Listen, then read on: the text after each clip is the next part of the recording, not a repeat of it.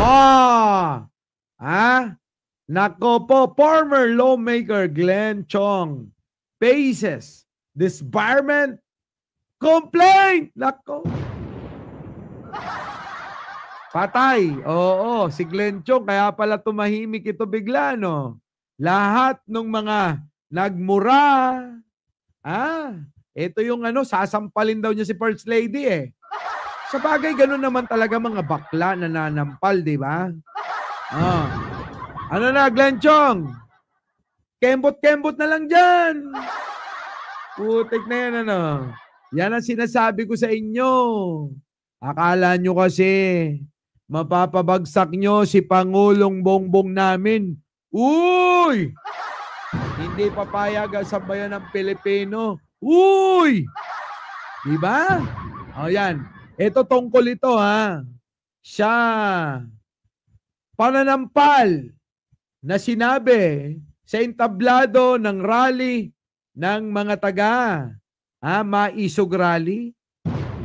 Dexter Cadellena, Boss Mike, tinitira kanino? Yaan nyo na. Alam nyo yung mga ganyang tao. Oo, walang bilang yan. Hindi ko kailangan banggit. Yan ka na naman, tismosa ka. Nakakagulo ka. Diba? Yan mo na yung mga yan. Mga nagpapapansin yan kasi hindi na umaangat yan. Hindi na nga tumangkad, pati channel di tumatangkad eh. Ano ba? Walang bilang yung mga ganyang tao. Maniwala kayo. Oo. Sabay eh. Sa hindi niya paglaki. Pati channel dito lumalaki eh. Ginagamit na naman ako. Para para lumaki yung channel Marami nang gumawa niyan. Gamit ang pangalan ko, pero alam nyo sa totoo lang, noon pa man, gamit na gamit ang pangalan ko niyan. Minsan feeling ko gusto ka akong isubo niyan. Ganun talaga. Yan nyo na. Hindi na kailangan banggitin pangalan yan dahil wala naman talagang bilang yan. Diba? Alma Kawili? Alam nyo yan. Kahit kailan, diba? Hindi ko ugaling gawing topic yung mga parehas ko ng pinaglalaban. Diba? Hindi na dadagdagan. Paano nga kasi yung ugali? Diyan nyo malalaman na hindi ka gusto. Dahil hindi kita tulad na gwapo. Diba? Di naman ako tumitira ng kambing tulad mo. Bakit? Kita mo naman. Yung mga iba talaga. Malayong malayo, Wala. Kailangan dito may dating ka. Ngayon, kung nung panahon pa ng dinosaur, nagbablog ka na. Tapos, grabe ang dami nang nauna. Nauna ka na nung panahon pa ng dinosaur. Tapos nung mga bago, naunahan ka. Magtaka ka na. Ibig sabihin, hindi ka epektibo at wala kang career sa pagbablog, wala naman akong binabanggit, Malay mo ba kung si Pedro yung aking binabanggit dito? Elizabeth Logan, wag na. Kasi masusok ka. Oo. Diba? Wag na. Hayaan nyo na. Kaya alam nyo, galit na galit sila. Bakit? Sabi ni Jane Monson, mayabang kasi. Alam nyo, sa totoo lang mga kababayan, para sa kanila, pag gumawa ka ng mabuti sa kapwa mo, yun ang sinasakit ng damdamin nila. Ako gumagastos ako ng sarili kong pera. Sila nang hihingi ng pera sa ibang tao para pantulong nila. Putik na yan. Hindi ganyan ang totoong pagtulong sa kapwa. Ang pagtulong sa kapwa, sa sarili mong bulsa. Kukunin ha. Hindi yung pagwala ng naibigay. Aba, aawayin mo na. At kung ano-ano na yung sasabihin mo ha. Dahil pati babae, grabe naman, palibasa. Kambing lang ang iyong tinitira. Dinala nyo kasi ko rito eh. Alam nyo naman ako bumanat eh. Ha? Pati babae minumura niyan ha. Kita nyo? Eh kasi nga naman, kambing lang yung pumapatol sa kanya. Ginahasa niya pa yun, ha? Oh, sana man lang niligawan niya.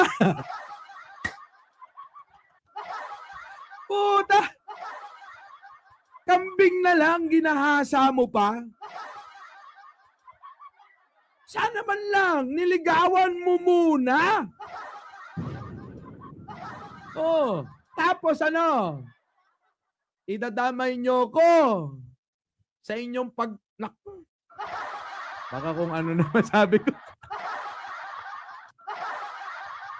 Ano? Oh, ano, di ba? Ay, Chang, alam mo yan, di ba? Ano, Jocelyn? Pute. Ano? Ganito yung mga banat-banat boy. Nandiyan ka ba? Puta. Ito. Ito, tirahin mo. Si Glenn Chong. Oo. Oo, sabi dito ni Materlis. Totoo, Mike. Grabe sila sa manit. Bakit pinag-uusapan ng pera? Sa akin, mga kababayan, hindi natin pag-uusapan yan. Maliban kung inyong ikukusa. Pero yung manghingi ako sa inyo, never, never, never kung gagawin yan. Masaya na ako, nag-like kayo, nag-share kayo, at kung bago kayo, nag-subscribe kayo, okay na ako. Diba? Oh. Durog na ba? Durog na? Wala, hindi uubra yung mga yan. Noon pa man, di naman umubra yan. Kita nyo naman. Bumalik ako rito, ilan lang subscriber ko. Biruin mo mula nung bumalik ako. 4 na beses ng dami sa kanyang mga tagasunod yung dumagdag sa akin, oh. Diba? Luis Fernandez, ano, Francis de Guzman. Dati pa yan, panahon pa ng dinosaur, nagbablog na. Hindi man lang umangat, parang siya. Okay, tuloy. Ito na. Si Glenn Chong, mga kababayan. Si Glenn Chong, ito na, didemanda na, mga kababayan, ay didisbar na.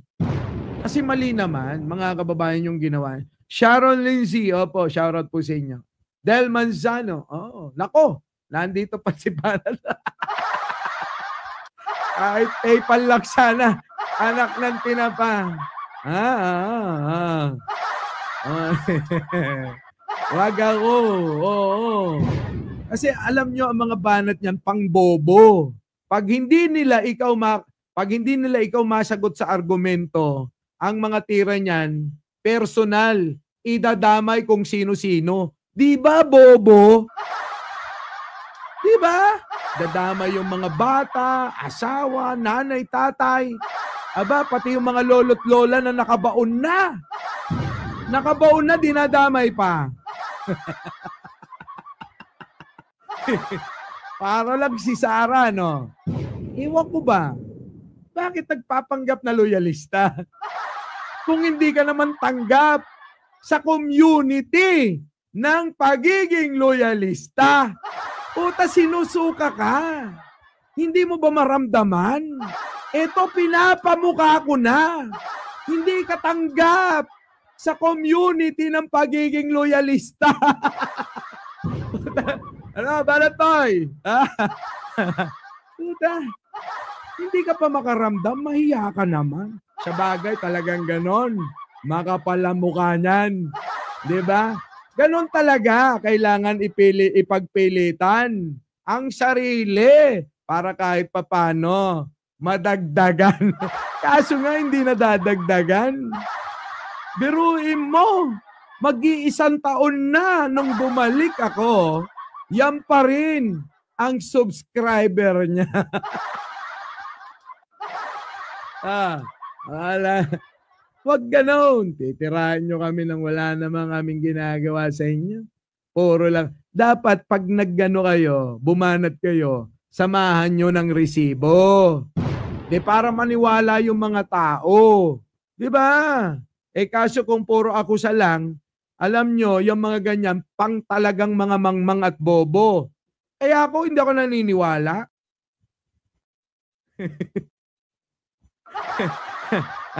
Hindi ako naniniwala. Oo. Na ano, loyalista? Hindi loyalista yan. Ano? Banat boy nga.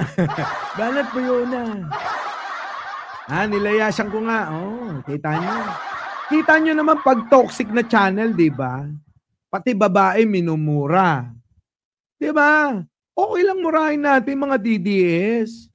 Pero yung mga sumuporta sa'yo, nagbigay sa'yo, nakinabang ka, hinuthutan mo, tapos nung wala nang maibigay, at medyo, pumupunta sa mga ibang channel, magagalit ka na. Wala yun. Kita mo itsura ko.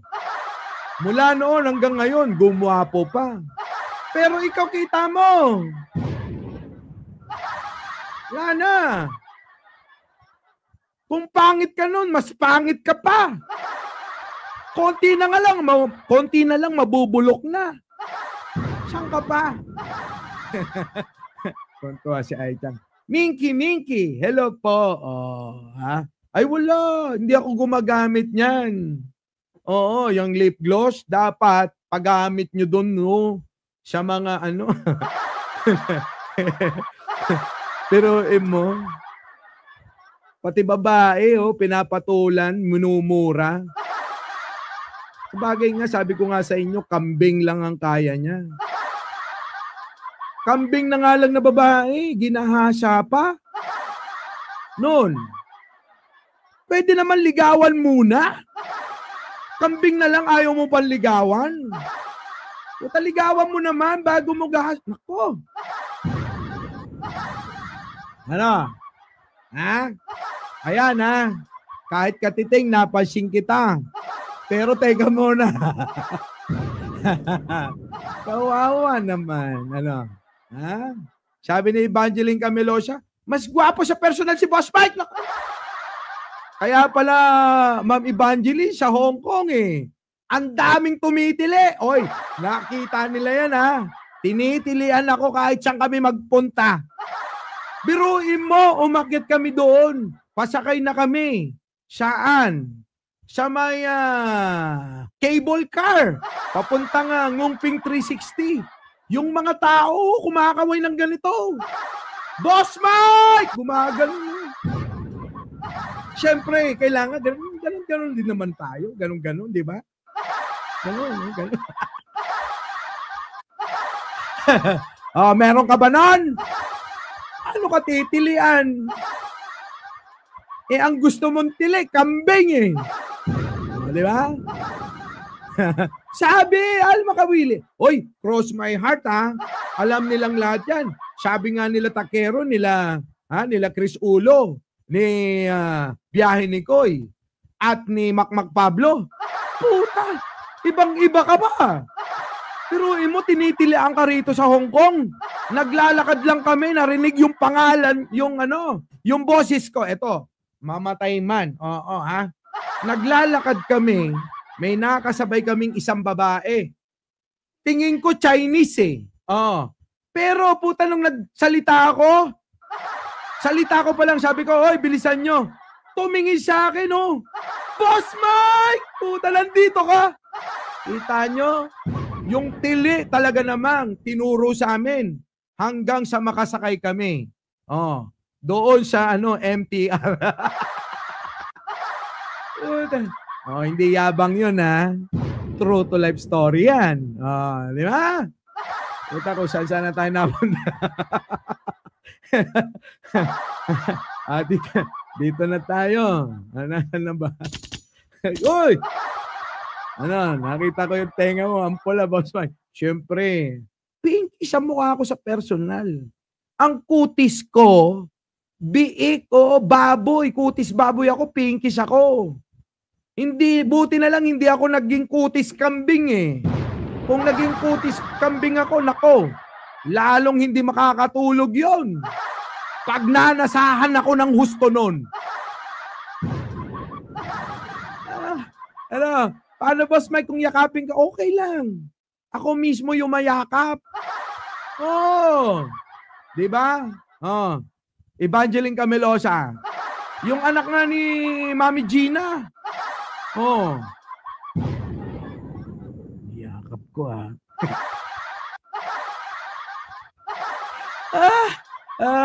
Ala. BY naman talaga. Oo naman. BY tayo. Banat po yan. No. Yaan mo na yon. Alam mo yon, makikisikay lang yon. Kasi wala namang mga nanonood doon. Kung meron mang nanonood doon, kagaya niyang mga bobo yon. Kasi bukong-buko na yan noong pa. Nung panahon pa ng mga leon. Ay bakit kanyo? Si Leon nakulong na yon. Pero siya, kita nyo, hanggang ngayon, hindi pa nakakauwi yun. Wala. Oo. Hindi tanggap ng yan. Loyalist community. Kasi kung tanggap yan ng loyalist community, tandaan nyo, noong pa yan nagkaroon ng silver button. Our beloved Boss Mike